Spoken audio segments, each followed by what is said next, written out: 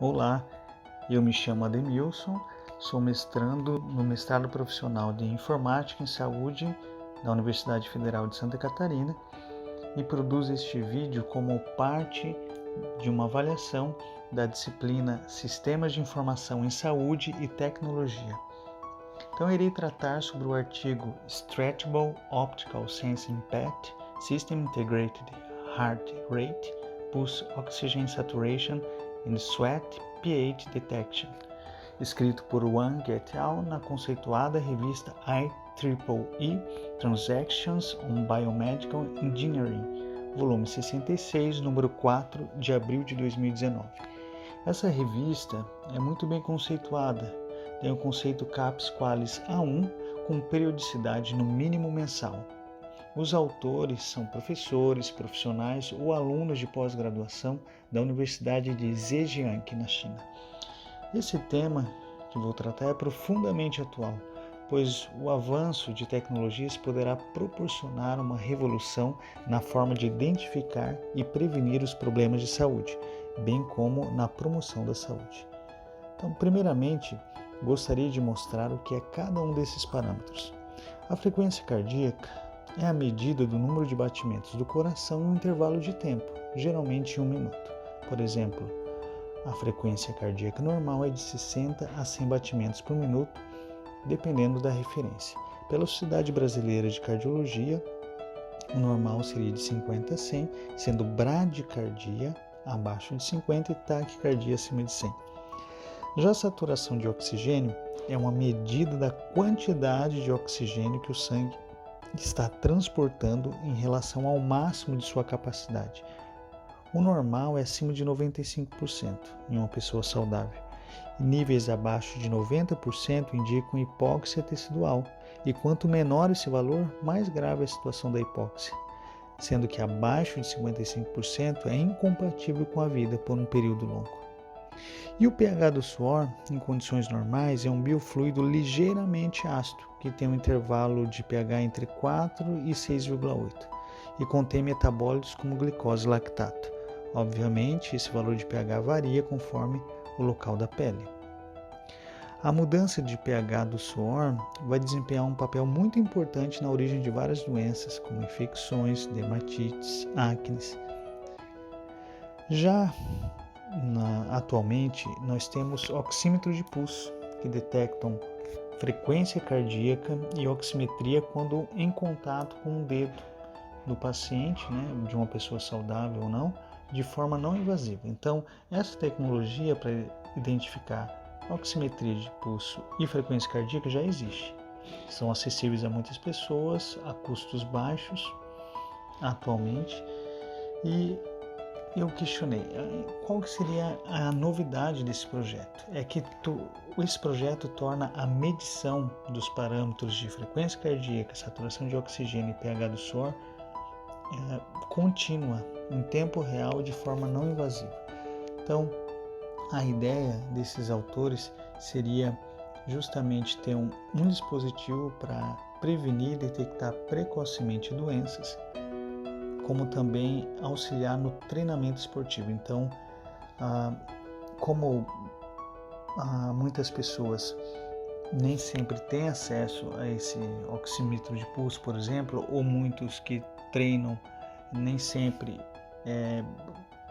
têm esse dispositivo ali em mãos, esse sensor triplo de que eu vou falar, ele ficaria afixado, colado na pele, podendo permanecer ali por horas, dias, e de certa forma seria uma facilidade para o cliente.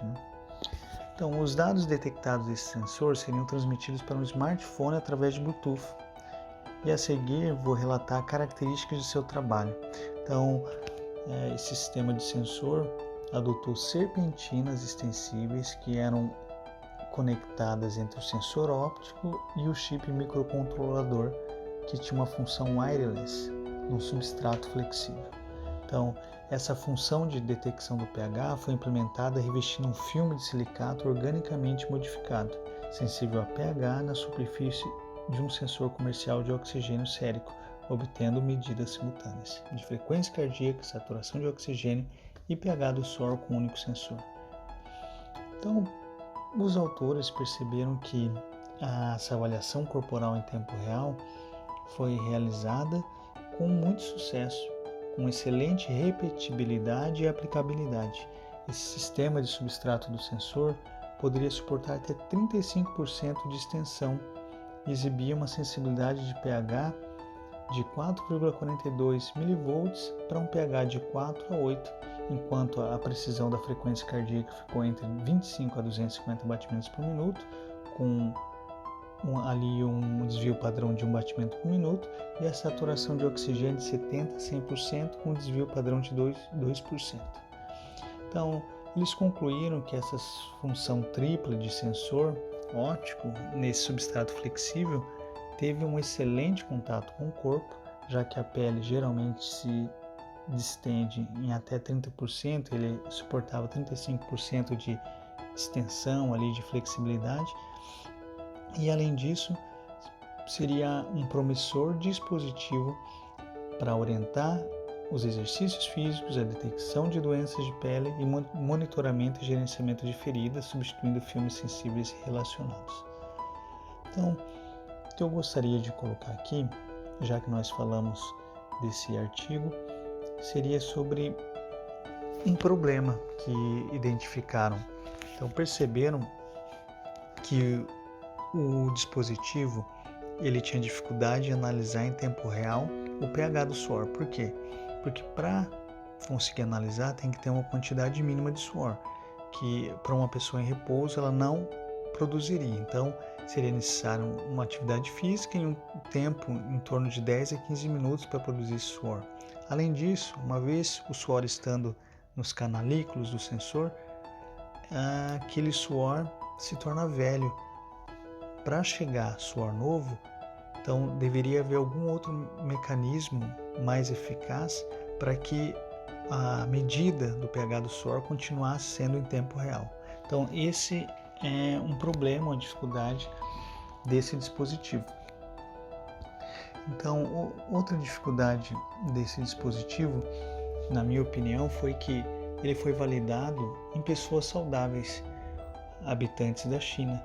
Então não há ainda indícios de uma validação internacional, um estudo multicêntrico controlado. Por isso, o que eu propus seria que esse dispositivo, sendo aceito como algo relevante para a comunidade científica internacional, que ele seja validado em um estudo multicêntrico em vários centros de saúde, em universidades do mundo todo, e também seja pareado entre pessoas saudáveis e pessoas doentes, cardiopatas, pneumopatas, pessoas com problemas de pele.